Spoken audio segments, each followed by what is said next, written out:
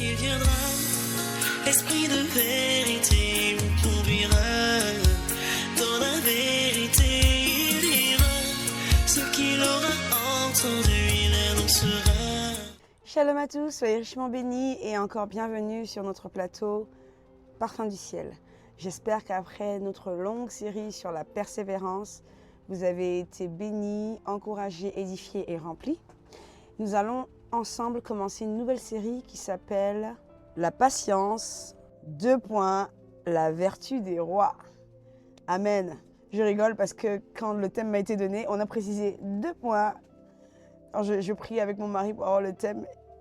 Il m'a dit ça doit s'intituler La patience, la vertu des rois. Alors nous allons ensemble voir la patience, la vertu des rois. Sans tarder, nous allons ensemble élever la voix et prier. Père, nous te bénissons pour ta fidélité. Nous savons que cette œuvre est la tienne et que c'est toi qui veux visiter ton peuple, qui veux toucher, qui veut encourager, qui veut avertir des temps qui arrivent. C'est pourquoi, voici, nous remettons toutes choses entre tes mains. Nous prions que tu viennes prendre le contrôle de ces moments, que tu ouvres notre intelligence, que le ciel s'ouvre sur ma tête, Père, et que ce soit la parole qui sort du trône de la grâce, qui descende jusqu'à nous, qui est comme des fleuves d'eau vive qui coulent de mon sein, Père, afin d'abreuver ton peuple. Je prie que ta parole coule à flot, que ton esprit de prophétie, Seigneur, m'anime, que ton esprit de vérité se saisisse de moi et que ta parole profonde arrive à traiter les craintes, les cris, les douleurs, les larmes de chaque bien-aimé qui regarde ce programme. C'est dans le nom de Jésus que nous t'avons confié chaque parole, chaque pensée, chaque réflexion. Et nous croyons, Père, que tu es au milieu de nous et que tu prendras le contrôle de toutes choses. Au nom de Jésus-Christ de Nazareth, nous avons ainsi prié. Amen. Amen, amen. Alors sans plus tarder, nous allons rentrer dans notre nouveau thème. Je vais vous inviter à aller avec moi dans la parole de Dieu. Nous allons prendre ensemble le livre d'Hébreux au chapitre 10. Alors, la première parole que j'ai entendue, avant d'entendre la patience, la vertu des rois, j'ai entendu dans mon esprit, ne te relâche pas. Le Seigneur dit, ne te relâche pas. Toi qui écoutes ce message, ne te relâche pas. En effet, vous avez certainement suivi le programme sur la persévérance. Peut-être que parmi vous, certains ont pris des décisions, des résolutions. Certains se sont dit, voici, j'ai trop pleuré, et même si ça fait encore mal, je tiens bon, je vais persévérer. Le problème, c'est que malgré tes super bonnes résolutions qui viennent de Dieu, il y en a un autre dehors qui n'est pas content du fait que tu aies maintenu le cap du chemin avec Jésus et qui a décidé de tourner autour de toi et de tout faire pour que ta décision n'atteigne pas la fin de l'année ou l'année d'après. Et donc, le Seigneur prévient qu'il y aura des difficultés. Oui, tu as l'impression que là, ça va, que tu gères, que depuis quelque temps, c'est bon, tu t'es remise à flot, tu as recommencé à reprendre tes activités malgré les attaques, tu as recommencé à aimer ton mari, malgré le mépris et la méchanceté, tu as recommencé à t'occuper des enfants qui t'avaient rejeté, abandonné parce que tu t'es dit, Dieu a dit, je persévère, alors je persévère. Mais ne pense pas que l'ennemi a dit son dernier mot. Ne pense pas qu'il a arrêté d'attaquer. Reste sur tes gardes et sois vigilante. Nous allons ensemble lire la parole de Dieu. Il m'a donné Hébreux 10 et Hébreux 11. Nous allons commencer par Hébreux 10 et nous allons développer. Je l'ai découpé en 3 parties. Nous allons tout d'abord aller dans Hébreux 10 à partir du verset 19. Je l'ai nommé cette première partie, « Quelle attitude a le persévérant ?» Il est écrit ceci, « Ainsi donc, frères, puisque nous avons au moyen du sang de Jésus une libre entrée dans le sanctuaire, par la route nouvelle et vivante qu'il a inaugurée pour nous au travers du voile, c'est-à-dire de sa chair, et puisque nous avons un souverain sacrificateur établi sur la maison de Dieu, approchons-nous avec un cœur sincère, dans la plénitude de la foi, les cœurs purifiés d'une mauvaise conscience et le corps lavé d'une eau pure. Retenons fermement la profession de notre espérance, car celui qui a fait la promesse est fidèle. Veillons les uns sur les autres pour nous exciter à la charité et aux bonnes œuvres. N'abandonnons pas nos assemblées, ou notre assemblée dans ma version, comme c'est la coutume de quelques-uns, mais exhortons-nous réciproquement, et cela d'autant plus que vous voyez s'approcher le jour. Et je me posais la question, mais Seigneur, pourquoi tu m'as dit de lire Hébreux 10 ? Et ce que j'ai compris, c'est que nous sortons du message sur la persévérance. Et en fait, dans Hébreux 10, il décrit l'attitude qu'il attend de nous. Nous allons revoir en détail. Nous savons que grâce au sang de l'agneau, nous avons, vous et moi, reçu l'entrée auprès du Père.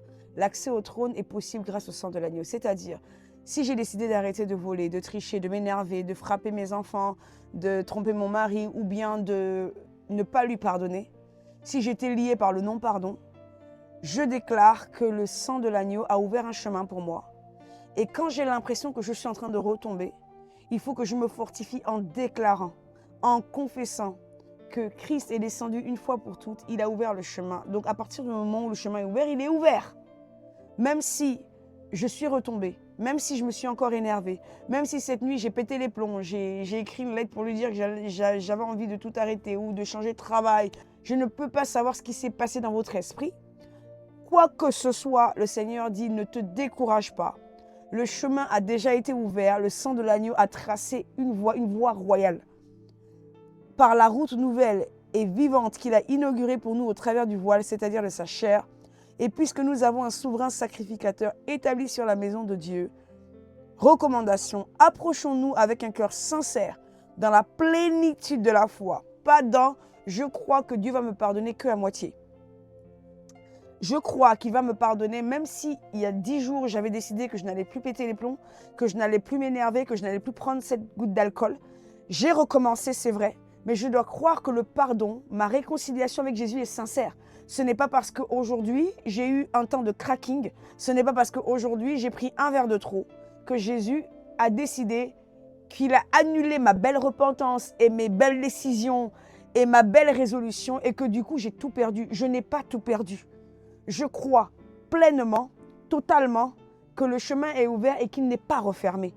Et donc, comme ça peut m'arriver de craquer encore, ça peut m'arriver d'avoir des mauvaises pensées, ça peut m'arriver de m'énerver, d'être jalouse, etc., je dois croire que le pardon que j'ai reçu et pour lequel j'ai eu cette conviction il y a quelques jours est encore là. Je demande pardon et j'avance. Je ne vais pas m'arrêter parce que Satan a besoin d'ouvrir les portes. Vous savez, tout se passe par process.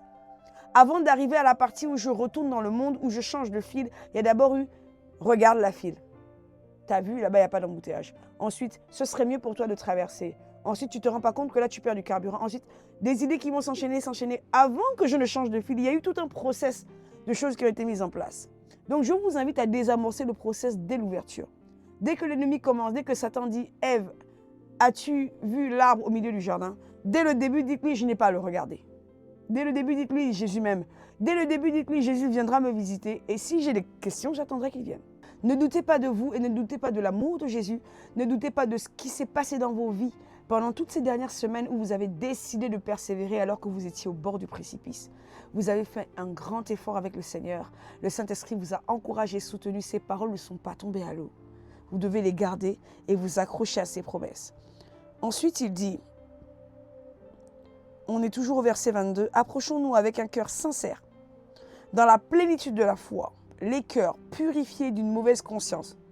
C'est ce que je disais, le « Ah, mais est-ce que Dieu m'aime vraiment? Ah, mais là, le Seigneur, il sait que j'ai débordé. Ah, mais là, le Seigneur, il sait que j'avais promis, je n'allais plus jamais le refaire. Mais que... » Non, quand vous l'effacez totalement. Quand Dieu oublie, Dieu se rend amnésique. Des choses qu'on lui a racontées, c'est terminé, c'est classé. Vous n'avez pas vu quelque part que Moïse est allé envoyé par le Seigneur et que le Seigneur a passé le temps à lui rappeler qu'il avait les mains sales. À partir du moment où le Seigneur vous choisit, le Seigneur vous positionne, le Seigneur vous nettoie, le nettoyage est acté. Vous devez y croire dur comme fer. Approchons-nous avec un cœur sincère, dans la plénitude de la foi, les cœurs purifiés d'une mauvaise conscience et le corps lavé d'une eau pure. Donc on a tendance à se dire « Ah, je me sens sale ». Ah, les gens voient que je suis tombée avec ce garçon. Ah, je sais que si, je ne sais que ça. Ok, si les gens ont des songes, tant pis. Ils viennent te dire, j'ai eu un songe, merci, bien aimé, de la part de Dieu. Ça veut dire qu'il faut que je creuse ma repentance. Amen. Mais est-ce que ça veut dire que c'est écrit sur mon front, en gros, pêcherait sa vie? Je suis tombée, je me suis repentie. La personne qui me partage son songe, peut-être qu'elle l'a eu pour que Dieu sache que je dois le craindre et qu'il ne faut pas que je recommence. Et que si je recommence, peut-être que je serai exposée. Peut-être que le message est autre. Mais souvent, on prend le message de Dieu en mode « Ah, Dieu m'a exposé. Là, c'est bon. Il m'aime plus. Bouh, on tombe dans la dépression, on va prendre des comprimés, on va se noyer. » Non! Le message n'est pas « je ne t'aime plus, je te rejette et je t'expose à tout le monde. Le message est, je te regarde et comme on a déjà passé une saison ensemble, j'ai envie de te faire confiance pour aller plus haut. Et pour aller plus haut, il faut que tu apprennes à tenir tes engagements. Toi, l'humain, tu dois tenir tes engagements. Tu as dit que tu ferais des efforts. Tu n'as pas fait d'efforts. J'envoie quelqu'un te prévenir que j'ai vu que tu n'as pas fait d'efforts. C'est pour te dire que je souhaiterais que tu tiennes tes promesses. Tiens tes promesses et nous allons ensemble avancer. Ça ne veut pas dire, ah ben écoute, je t'expose et puis tout le monde va savoir que tu as péché. Et puis voilà que je t'aime plus. Et puis voilà que je t'ai rejeté. Et puis voilà que nanani nananer. Non, je dois croire. Quand le Seigneur m'a montré le jour de ma repentance de l'alcool, le jour de ma repentance de la drogue, le jour de ma repentance de je ne sais pas quel péché, qu'il me lavait, qu'il me restaurait et qu'il lavait ma robe, cela a été effectif. Et donc ça peut arriver qu'on rechute, mais ça ne veut pas dire que le Seigneur a mis une grosse croix sur nous. Même Saül pourrait être disqualifié, il y a eu plusieurs étapes, donc soyons sérieux. Si vous lisez un peu votre Bible, ce n'est pas comme ça que les choses s'arrêtent. Même Moïse, pour qu'il soit disqualifié avec toute la grandeur de l'intimité qu'il avait avec Dieu, il n'y a pas eu juste un épisode, il y a eu au moins 2 ou 3. Donc croyons que le Seigneur nous voit et qu'il comprend nos faiblesses. La Bible dit dans Hébreux 4, approchons-nous donc avec assurance du trône de la grâce. Car nous savons que nous avons un souverain sacrificateur qui peut compatir à toutes nos faiblesses, parce qu'il les a lui-même subies. Pourquoi? Jésus était sur la terre, et la Bible dit dans le livre de Luc que Jésus guérissait les malades, avançait avec un grand ministère, une force sortait de lui et les guérissait tous. Et quand il y a eu l'histoire de la femme à la perte de sang que vous connaissez tous, la Bible nous dit que Jésus a dit « une force est sortie de moi ». Il lui a dit « mais maître, comment sais-tu que tu as été touché ?» Jésus dit « parce qu'une force est sortie de moi ». Il y a un échange qui se passait. Christ libérait la vie et il prenait sur lui la souillure de cette femme. Il prenait la cécité de la personne qu'il guérissait de l'aveuglement. Il prenait l'esprit d'épilepsie du garçon qui tombait par terre et qui s'agitait dans tous les sens. Donc en réalité, pourquoi ce verset est fait? Moi, c'est ainsi que je l'ai compris. C'est comme pour dire, écoute, quelle que soit la taille, l'ampleur, la profondeur, les caractéristiques de ton péché, Jésus te dit, approche-toi de mon trône parce que je peux te comprendre. J'ai été sur la terre. J'ai pris la peine de venir dans un corps de chair. Donc je connais la souffrance dont tu parles. Mon père m'a rejeté, mon oncle m'a violé, je ne sais pas quoi, je me sens sale après avoir fumé. Je ne sais pas c'est quoi votre liste. Mais tout ce que vous pouvez lui sortir là, il va vous répondre, j'ai été sur la terre. Je connais cette douleur. Parce que la Bible dit que la Bible même ne pouvait pas contenir tous les miracles de Jésus. C'est écrit que s'il fallait remplir un stade de rouleau, c'est-à-dire, vous imaginez le rouleau, il y a plein de lignes. Et ensuite, on roule la feuille et ensuite, on la glisse. Donc, de rouleau, racontant tout ce que Jésus a fait, même un stade ne serait pas suffisant. La Bible nous dit que Jésus a fait tellement de signes, de prodiges et de miracles qu'on ne peut pas raconter tout ce qu'il a fait. Donc, en réalité, Jésus est passé par tout type d'attaques, tout type d'émotions. La faim, la soif, la douleur, le manque. Telle personne a vécu ci, telle personne est morte, telle personne est abandonnée, telle personne est rejetée. Et quand il guérissait la personne, il prenait l'esprit de rejet, il prenait l'esprit de mal-être, il prenait l'esprit d'apitoiement sur soi, il prenait l'esprit de je ne sais pas quoi. Mais il prenait tous les esprits. Et c'est pourquoi la Bible prend le temps de raconter dans la situation avec la femme à la perte de sang, que l'indice par lequel il a su qu'une femme l'avait touché, c'était qu'une force était sortie de lui. Il y a eu un échange. Lui, il a pris la maladie parce qu'il fallait. Ésaïe 53, il s'est chargé de nos douleurs, il a porté nos fardeaux, c'est de nos douleurs qu'il s'est chargé. Comme une brebis muette, il est allé à la croix sans dire un mot. Nous savons que Christ devait, ce n'était pas une option, ça faisait partie de la mission, se charger de nos fardeaux. Et donc, nous devons croire que ce que nous ressentons qui est difficile à expliquer à notre frère, à notre soeur, au pasteur, parfois on a du mal, on dit non, mais personne ne va me comprendre. Christ te dit, s'il te plaît, approche-toi du trône de la grâce, car tu es un souverain sacrificateur qui peut compatir à tout ce que tu ressens. Ensuite, la Bible nous dit, retenons, verset 23, fermement, la profession de notre espérance. Donc, je dois le confesser. Jésus fera, Jésus m'aidera, Jésus m'a promis. Oui, même si je suis dans les larmes, hein, je donne un exemple. J'ai volé un gâteau au chocolat et je me dis, voilà, j'avais promis à Jésus de ne plus voler. Mais pendant que je suis là, avec les larmes, avec la douleur, avec le rhume, je dois me mettre à déclarer, je le crois. Le Dieu qui m'a dit qu'il va m'aider à ne plus voler est là avec moi. Il me tient par la main. Je dois déclarer des paroles d'encouragement. Je dois les confesser. Parce que Satan attend juste que je faiblisse. Il attend juste que je coule pour envoyer la suite de l'achèvement. Il s'est dit, tous ces gens-là qui ont regardé le message sur la persévérance et qui y ont cru ont échappé à une disqualification. Mais il nous attend à d'autres couches. Et à vous et moi d'être forts et de dire, Seigneur, cette fois-ci, je crois, tu m'as déjà annoncé au travers de ce message, ne te relâche pas, que tu me tiens. Et si tu me tiens, ce n'est pas moi qui vais lâcher ta main. Tant que toi, tu tiens la mienne, ce n'est pas moi qui vais lâcher ta main. Alors, je vais m'accrocher à ta main et je vais continuer de persévérer, même si j'ai fait des erreurs en chemin. Il dit, retenons fermement la profession de notre espérance, virgule, car celui qui a fait la promesse est fidèle. Je dois le dire, Seigneur, je crois que tu vas le faire parce que la Bible me fait une promesse, que tu es quelqu'un de fidèle.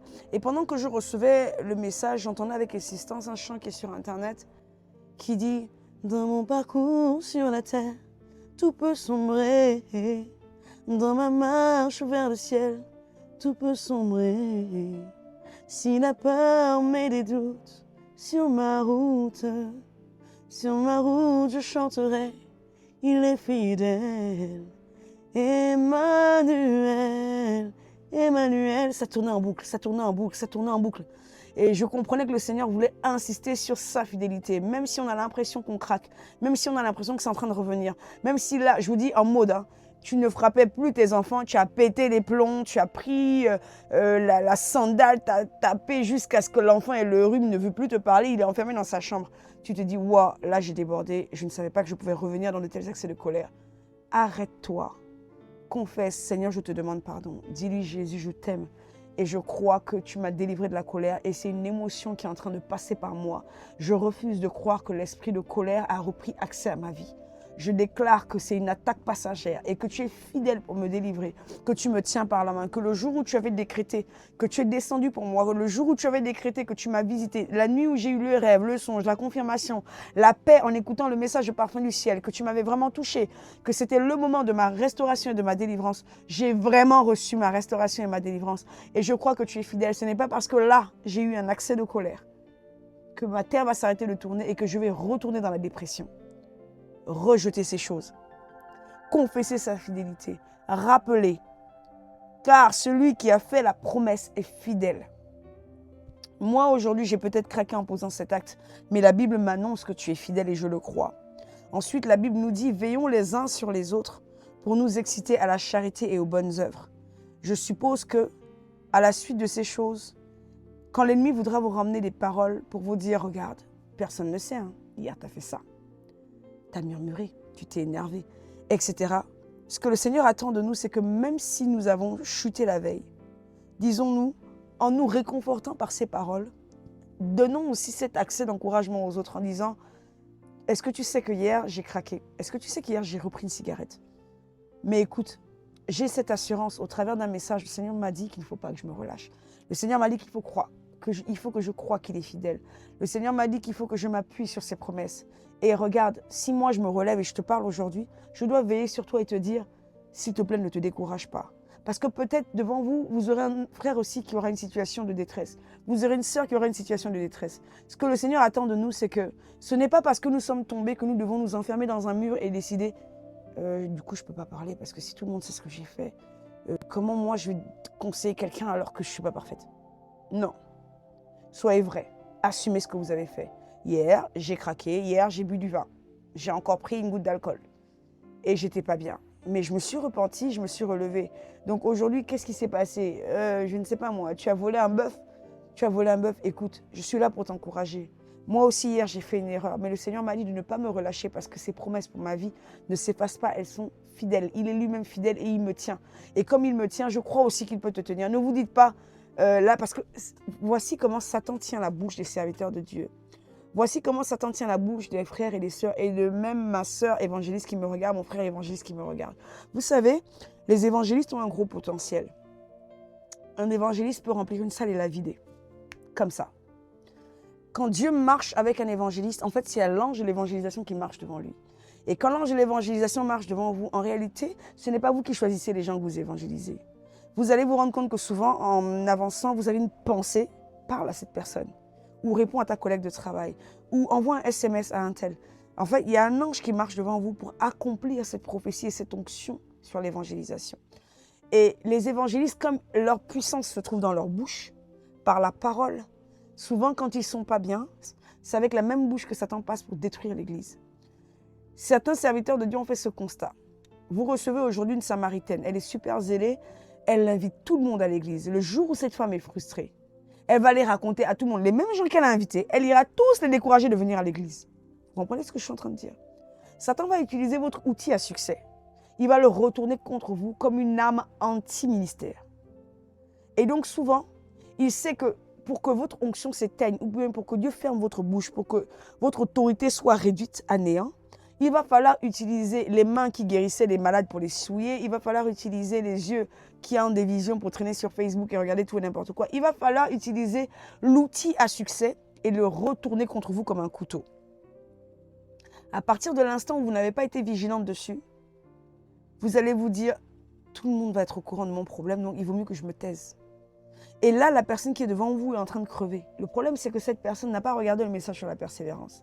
Cette personne n'a pas regardé le message aujourd'hui qui dit que la patience, c'est la vertu des rois et qui n'a pas entendu cette parole du Seigneur, ne te relâche pas. Vous, vous l'avez entendu. Et là, voici que Dieu vous permet, le lendemain de votre bêtise, de croiser quelqu'un qui a envie de se suicider. Et vous vous sentez tellement lié par votre péché de la veille que vous n'osez pas lui dire la vérité. Il faut lui dire la vérité. Même si vous dites, toi, c'est toi qui me parles, n'est-ce pas toi hier qui étais alcoolisé là? Dites-lui, oui, hier j'étais alcoolisé, mais Christ m'a relevé. Et si je me tiens là, je n'arrêterai pas de croire en la capacité et l'autorité que Dieu a mise en moi, de t'annoncer l'évangile, de te dire ce qui est bon et de te dire ce qui est vrai. Veillons les uns sur les autres pour nous exciter à la charité et aux bonnes œuvres. Donc, encourage les autres à faire ce qui est bien, même s'ils sont au courant de ce que tu as fait hier. Ne dis pas, on m'a repris devant toute l'église, tout le monde est au courant de mon péché, et du coup, cette sœur est en train de parler avec un garçon au téléphone et je vais me taire. Non, tu ne vas pas te taire. Tu vas lui dire, ma sœur, ce que tu fais, c'est péché. Est-ce que tu peux arrêter? Coupe avec ce garçon. Ah oui, mais c'est pas toi hier qui est retombé dans la colère, qui est retombé. Dis oui, c'est vrai, mais je me suis repenti et j'avance. Et je crois que Christ est fidèle pour m'en sortir. Néanmoins, j'ai été établi et je porte un message d'encouragement et de vérité. Je dois te dire, je dois veiller sur ton âme et te dire que ce que tu es en train de faire est mal. Parce que quand ça se passe ainsi, Satan, il a besoin de vous arrêter. Il a besoin d'arrêter le TGV, vous savez, train à grande vitesse. En réalité, quand vous êtes en sécurité, quand vous êtes dans l'assurance, quand vous êtes dans la joie, vous êtes comme un TGV. La Bible dit que la joie de l'Éternel est notre force. Et quand vous croyez en ce que Dieu est en train de faire avec vous, quand vous vous sentez restauré, vous n'avez pas constaté que ce temps-là où vous avez accepté de persévérer, la joie était un petit peu revenue. Vous n'avez pas constaté que quand vous avez accepté les circonstances en vous disant « ça va aller, Dieu va traiter ». Je passe dessus, je bénis, je pardonne et j'avance. Vous avez retrouvé votre joie, vous avez retrouvé votre motivation. Et vous êtes redevenu un train à grande vitesse. Et il faut arrêter le train à grande vitesse et lui dire « Stop ! Tu es qui pour aider les gens? Tu es qui pour évangéliser? Tu es qui pour annoncer que Jésus revient bientôt et qu'il faut se repentir? Toi qui as péché hier là? Ah, c'est pas possible. »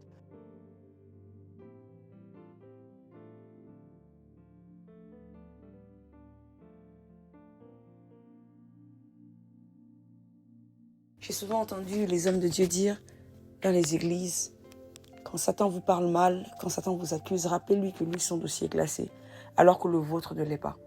Pour vous, vous pouvez encore demander pardon et le Seigneur vous accorde le pardon de vos péchés.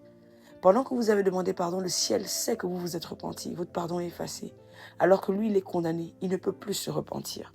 C'est la raison pour laquelle il vous hait, il vous déteste parce qu'il sait qu'il n'a plus de possibilité de repentance. Donc, quoi que vous ayez fait la veille, soyez un encouragement pour un frère ou une sœur. Levez-vous, allez lui dire, mon frère, ma sœur, même si tu as fait ce qui est mal, hier moi aussi, j'ai fumé, j'ai menti, j'ai triché. Mais voici de quelle manière je me suis repenti et j'ai senti la paix. Le Seigneur m'a touché, le Seigneur m'a pardonné. Annoncez-lui la restauration. Annoncez-lui la possibilité d'être nettoyé afin qu'il ait confiance en Dieu. La Bible nous encourage à être charitables et à faire les choses bien.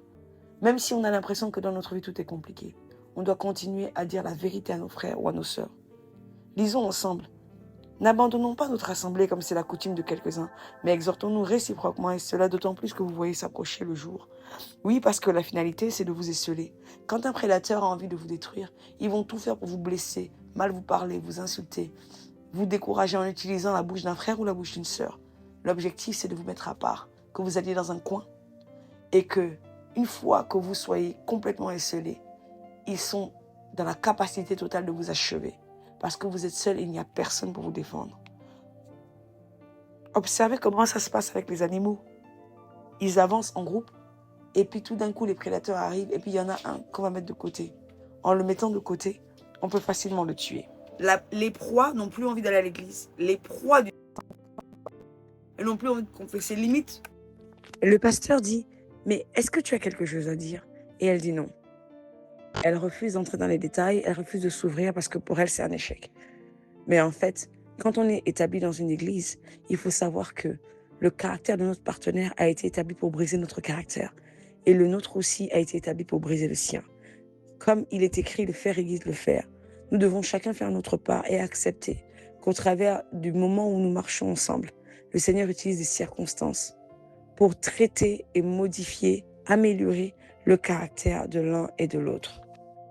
Dans mon temps de fiançailles, il m'est arrivé aussi de me comporter comme quelqu'un qui a décidé de m'en aller et d'arrêter la relation.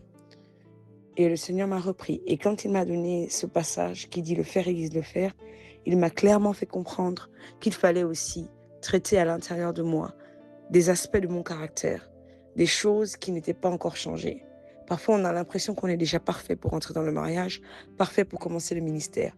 Mais il faut ces circonstances-là pour que le Seigneur traite en nous encore des domaines d'orgueil qui ne sont pas brisés. Il faut que le Seigneur traite en nous encore la colère. Il faut que le Seigneur traite en nous la jalousie. Il faut que le Seigneur traite en nous tel et tel et tel autre caractère que nous n'avons pas fait l'effort d'arracher complètement.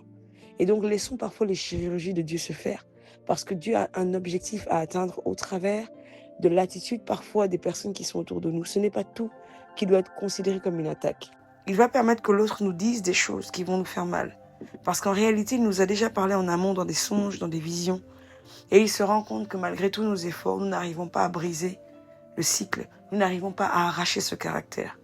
Il va donc permettre que nous soyons frustrés, blessés, oppressés, maltraités. Il va permettre une Pénina qui attaque une âne afin que nous allions poser des bons actes et que nous réussissions à briser le cycle de la stérilité dans nos vies.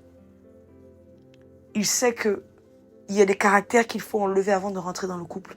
Il y a des caractères qu'il faut tuer avant de rentrer dans le ministère. Et donc, si ce n'est pas fait, il va permettre toutes les attaques possibles jusqu'à ce que nous allions chercher sa face et que nous nous battions pour changer, pour être transformés et renouvelés.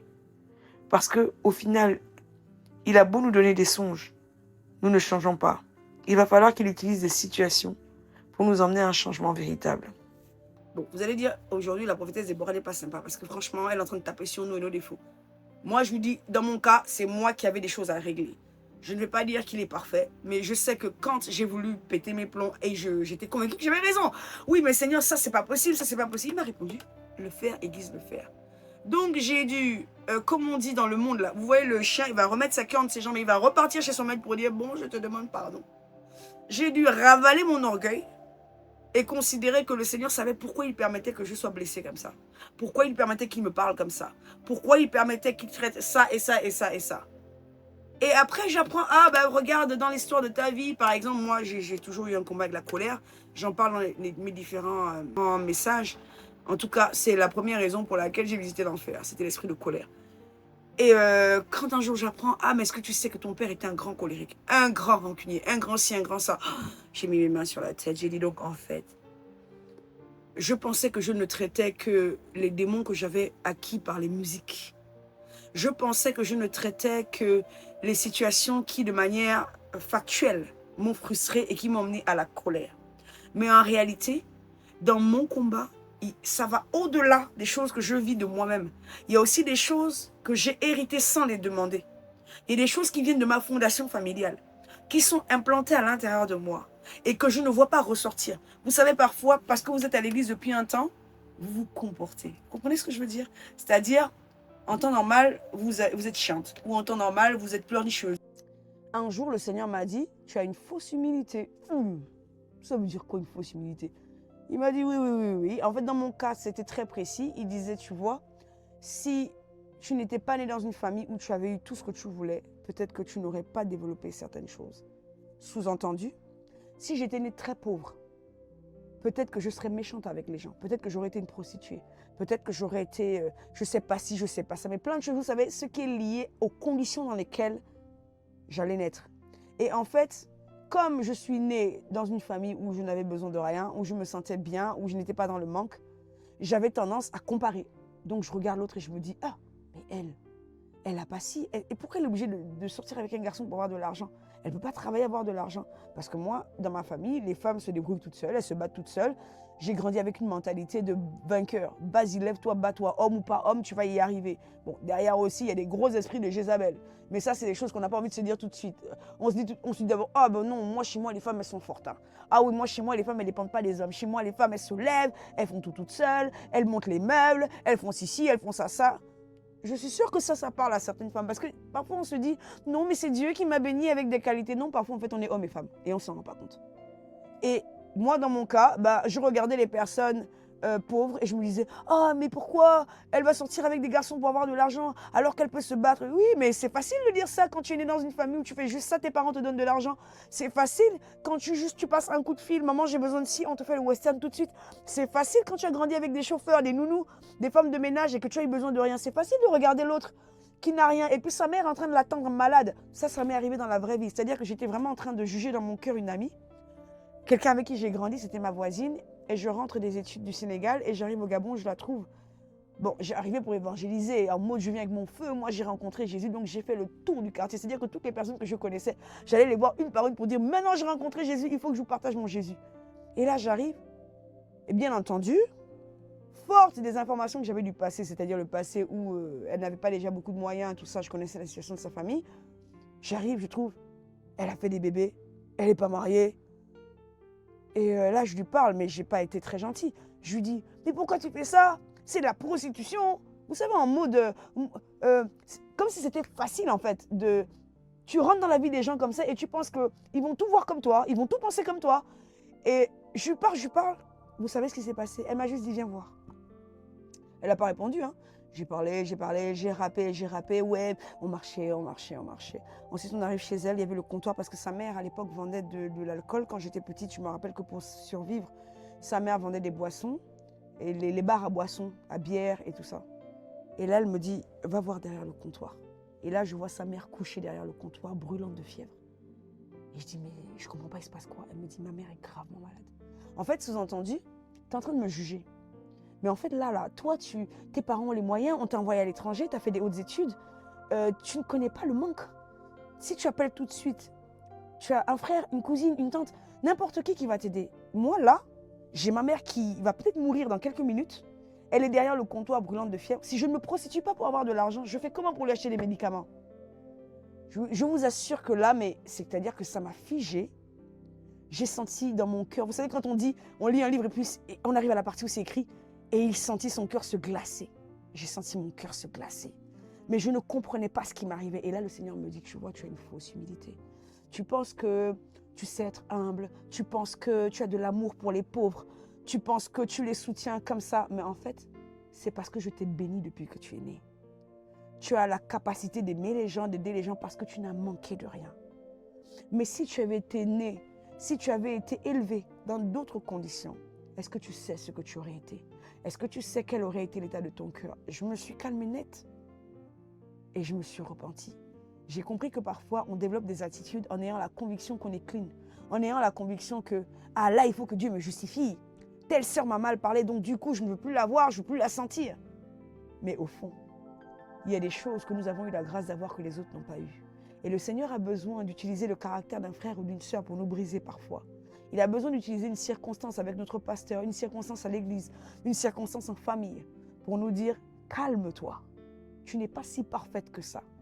Et parce que la Bible dit, soyez parfaits comme Christ est parfait, et que je veux enlever une épouse parfaite, sans tache ni ride, si quand je parle un songe, deux songes, ou par la bouche d'un prédicateur, tu te dis, oh, c'est pas pour moi, c'est pour la voisine, je vais utiliser tous les moyens possibles pour te sortir de là, parce que je t'aime.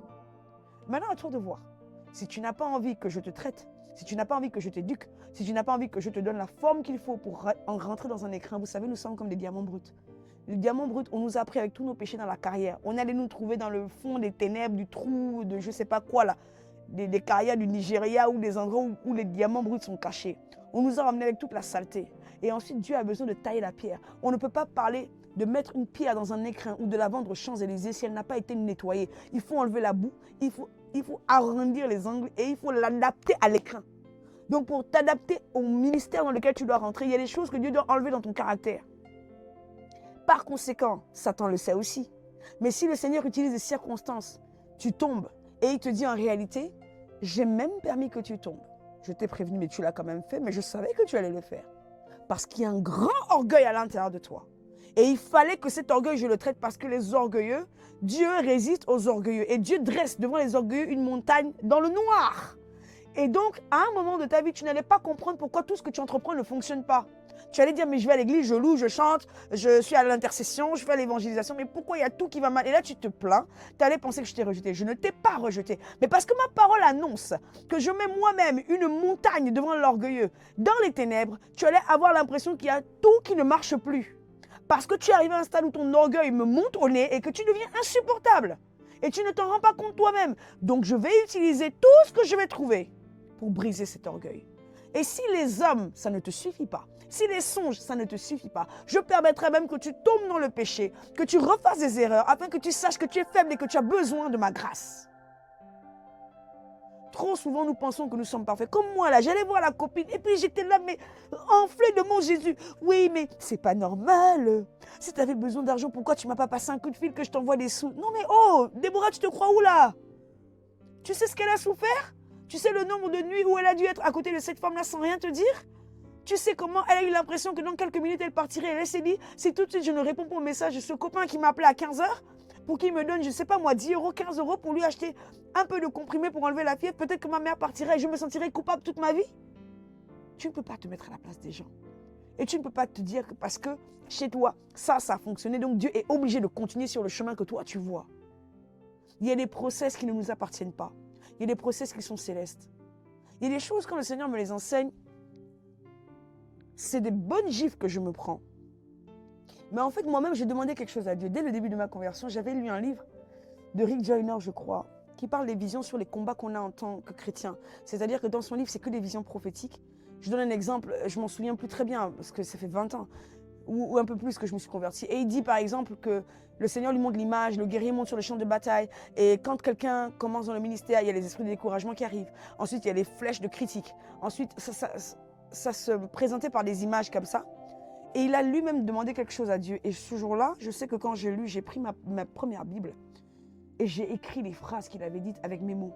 Et j'ai dit à Dieu, Seigneur, comme Rick Joyner, si jamais je veux te résister, brise-moi. Là, je ne me souviens pas exactement ce que j'ai écrit, mais je vous donne l'idée. Et j'ai dit à Dieu, peut-être qu'un jour, je serai insensé. Peut-être que je voudrais dévier. Peut-être que, mais quoi que je fasse, s'il te plaît, j'ai tellement envie d'être avec toi et être sauvé. Que même si tu dois te déplacer des montagnes, faire des choses qui me font mal, qui me blessent, qui me brisent, qui me fracassent, le plus important pour moi, c'est que tu fasses ta volonté et que je sois sauvé. Je sais que ce jour-là, j'ai eu la conviction qu'il fallait que je prenne cet engagement devant Dieu. Et je l'ai écrit à l'ouverture de ma Bible. J'avais écrit, voici. En fait, je voulais que chaque fois que j'ouvre ma Bible, je me souvienne que moi-même, j'ai dit à Dieu, si tu sens que je dévie, s'il te plaît, gifle-moi, fais quelque chose, mais ne me laisse pas périr. Et donc, je vous encourage aujourd'hui à ne pas vous relâcher. J'ai entendu la voix de Dieu dire, ne te relâche pas. Le Seigneur te dit, ne te relâche pas. Si quelqu'un te blesse, si une situation est difficile à affronter, si tu as l'impression que la terre s'écroule sur toi, pas de panique. C'est l'amour de Dieu qui se manifeste autrement. C'est l'amour de Dieu qui se manifeste autrement. J'abuse un peu peut-être quand je dis l'amour de Dieu, parce que quelqu'un qui a l'impression que toute l'église le juge ne dira pas que c'est l'amour, mais en réalité, il n'est pas allé voir tout ce que lui, il a fait pour en arriver là. Il verra juste, ah, il y a tout le monde qui me rejette, donc je quitte l'église. Non. Arrive à rentrer en toi-même et dis au Saint-Esprit, pourquoi est-ce que tu m'emmènes jusque-là? Il y a une bonne raison pour laquelle il t'a emmené jusque-là. Il te dira certainement, en fait, il y a 10 ans, il y a telle chose. Il y a 5 ans, il y a telle autre chose. Il y a 3 jours, tu as dit telle et telle chose. Et ça, comme j'ai vu que dans tes repentances, peut-être tu ne les as pas traitées, moi-même, je viens t'aider à les traiter. Là, tu vas bien te repentir. Quand tu vas voir que tout le monde va te regarder, c'est toi maintenant qui vas dire, tu vas raser les murs et tu vas arrêter de faire tes petites bêtises en te disant, personne ne me voit, je peux continuer. Dieu a ses moyens pour nous traiter. Mais est-ce qu'on a le mot de la fin? Arrêtons de nous dire, ah, il m'aime pas, je m'en vais, je quitte l'église. Regardons à l'amour de Dieu qui se cache derrière certains actes. Ne regardons pas seulement au fait qu'il est permis à Satan de nous atteindre. Regardons au fait que derrière, il y a un message à prendre. Moi, je sais que ça m'arrive, dans le cadre, par exemple, de la colère, de me dire, là, il ne faut pas que je réagisse. Et puis, j'essaie de contrôler ma chair. Je dis, là, il ne faut pas que je réagisse. Donc la situation monte, ça monte, je sens comment la colère monte. Et je me dis juste, là, il ne faut pas que je réagisse. En mode, je me maîtrise. Mais vous savez quoi? Je vais me maîtriser devant les gens. Mais comme en réalité, je n'ai pas traité le problème et qu'il est vraiment là, il est comme un volcan qui sommeille, le Seigneur va permettre une autre circonstance pour que je le fasse ressortir, que je l'expose et que je dise « Je me repens d'avoir eu ces pensées ». Je ne sais pas si vous comprenez. Dans le premier cas, comme je me maîtrise, je n'ai pas à me repentir. J'estime que j'ai été costaud, j'ai géré, j'ai pas mal parlé, j'ai pas crié, j'ai pas menti, j'ai pas frappé, ou j'ai pas volé, ou j'ai pas je sais pas quoi. Donc je me dis tout va bien. Et que le soir quand je fais ma repentance, je n'en parle même pas. Merci. Je dirais même, écoutez, la prière du pharisien. Merci Seigneur, grâce à toi. Je n'ai pas manifesté de la colère. Je serai là en mode, je me convainc que c'est traité alors que c'est tapis là. Et quand le Seigneur voit que celle-là, elle n'a rien compris, elle est en train de se tromper toute seule.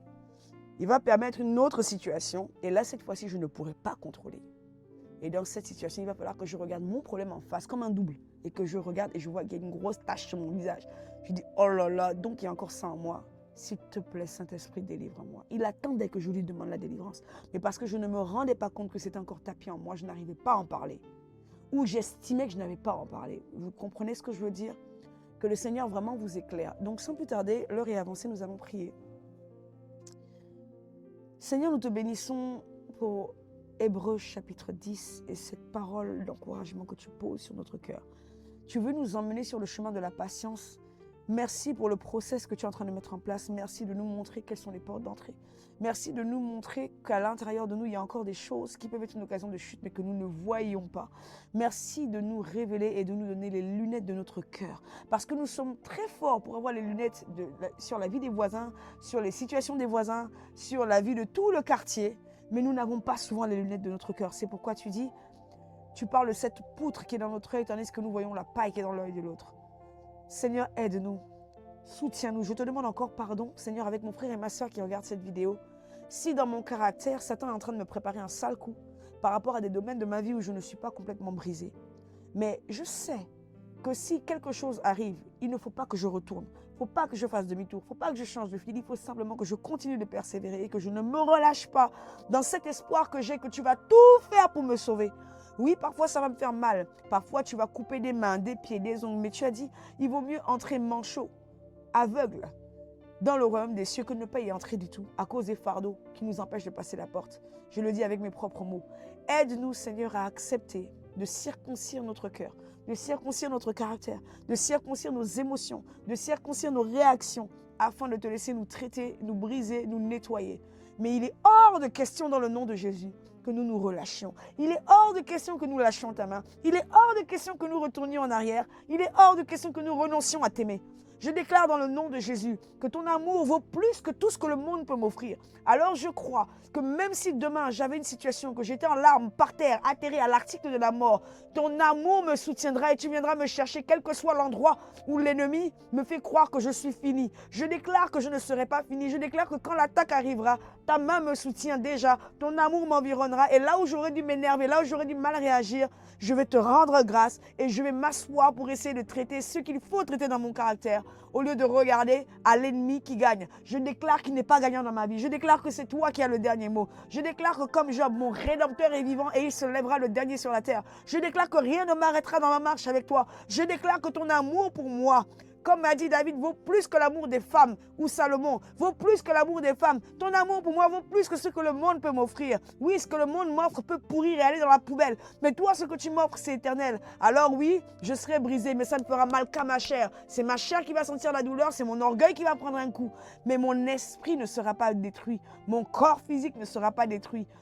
Après, je me douche. Après, je me repens. Après, je me brosse les dents. L'odeur de cette cigarette partira. Cet excès de table, je l'évacuerai par le sport. Quelle que soit, Seigneur, la chute que l'ennemi a planifiée, je décrète dans le nom de Jésus que je ne me laisserai pas tuer. Je ne me laisserai pas abattre. Je m'accrocherai à toi parce que je crois que tu m'emmènes sur un chemin de sainteté et que le juste tombe cette fois et toi, tu le relèves. Cette parole n'est pas pour mon voisin, elle est pour moi. Alors oui, si jamais je faiblissais, si jamais j'étais attaqué ou persécuté, je crois que tu me relèveras. Et laisse-moi prendre du temps avec toi pour essayer de voir ce que tu veux traiter dans mon caractère, au lieu de voir tout le temps les problèmes dans le regard de l'ennemi, dans le regard des personnes qui sont utilisées pour être une occasion de chute pour moi.